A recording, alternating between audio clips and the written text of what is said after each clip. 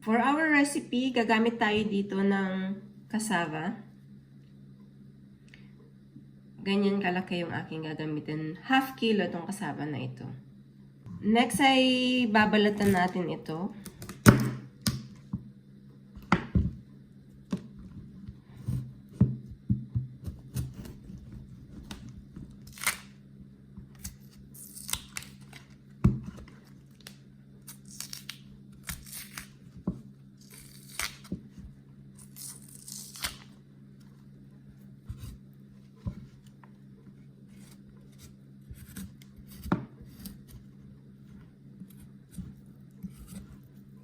Balatan lang natin ng maigi. After mabalatan, ikakat ko siya ng half.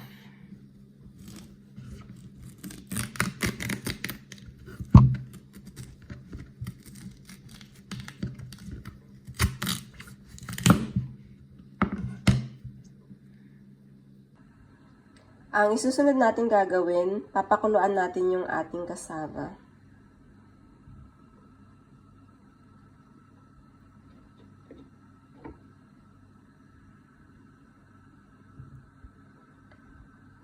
Hindi natin ito lulutuin maigi. Lulutuin lang natin ito hanggang ito ay maging half cook. Habang pinapakuluan natin yung ating cassava, ay gagawa tayo ng mixture para sa ating soy sauce glaze. So, gagamit tayo dito ng 1/4 cup of soy sauce.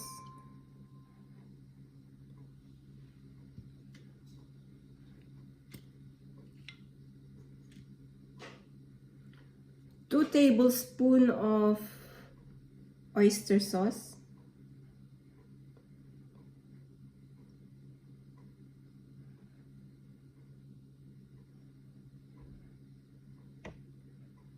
Pwede kayong gumamit ng asukal.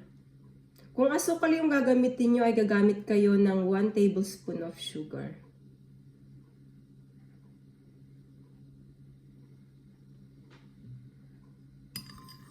Mix lang natin itong maigi.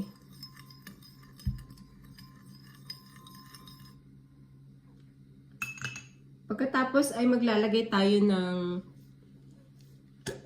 1 teaspoon of garlic.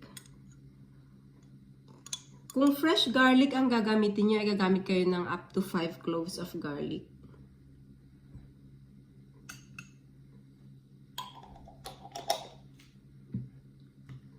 And 1 teaspoon of ginger.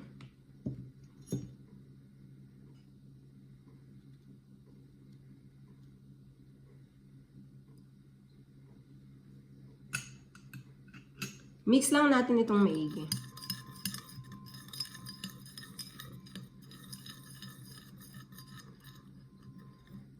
And then, set aside lang natin. Kapag half cook na yung ating cassava, ay iahon na natin.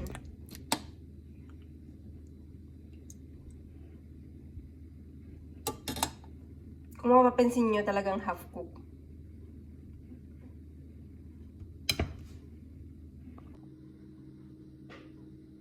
Ang ating next step ay ikakat natin yung ating cassava into cubes.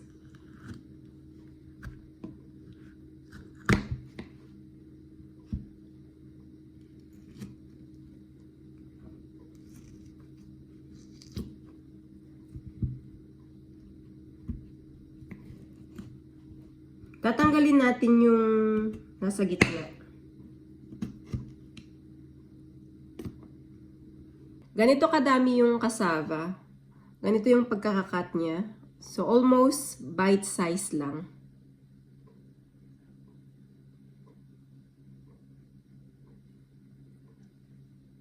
Next step ay mag-iinit tayo ng kawali.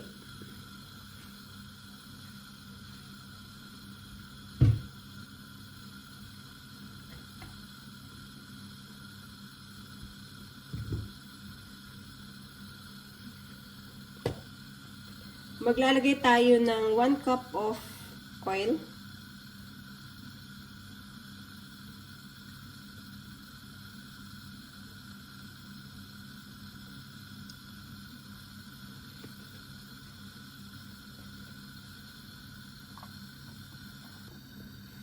Kapag mainit na yung ating mantika, ay pipirituhin natin yung ating cassava.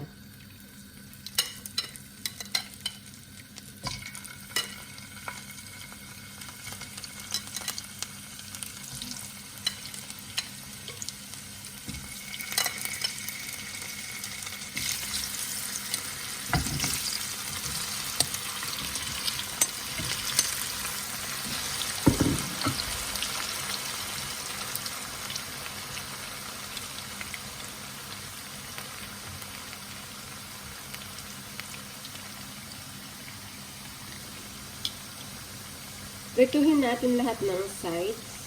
Balik-balik na rin natin.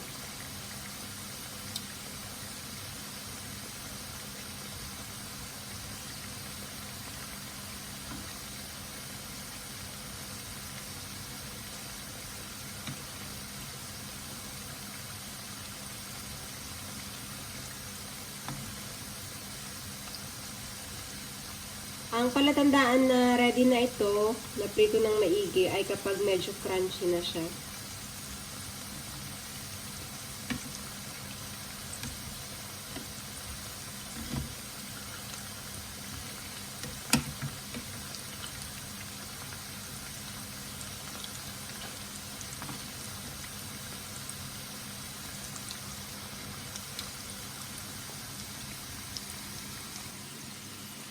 Kapag ganito na yung itsura, ang gagawin natin ay set aside natin ito.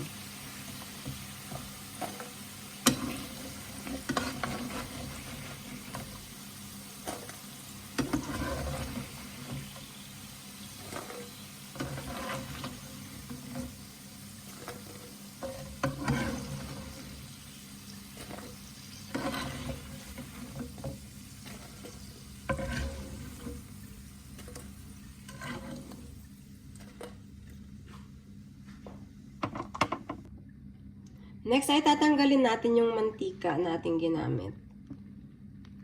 Magtitira lang tayo ng konti.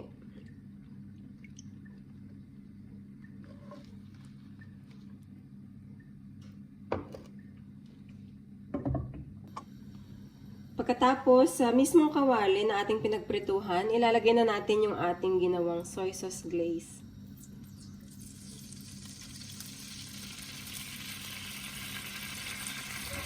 Haluin lang natin itong maigi. Let it simmer for 3 minutes.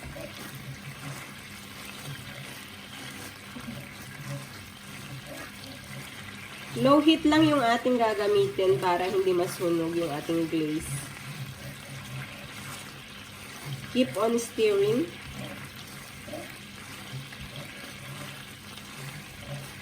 After 3 minutes ay ilalagay na ulit natin yung ating prinitong cassava.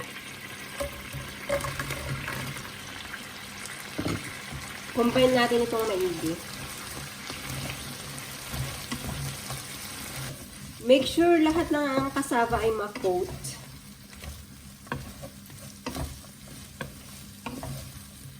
Kapag na-combine ng maigi yung glaze sa ating cassava, maglalagay tayo dito ng spring onions.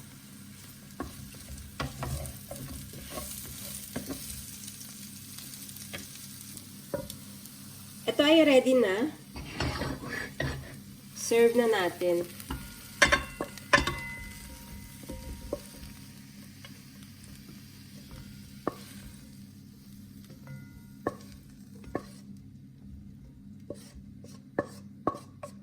Ito na ang ating napakasarap na soy glazed cassava. Napakasimpleng lutuin.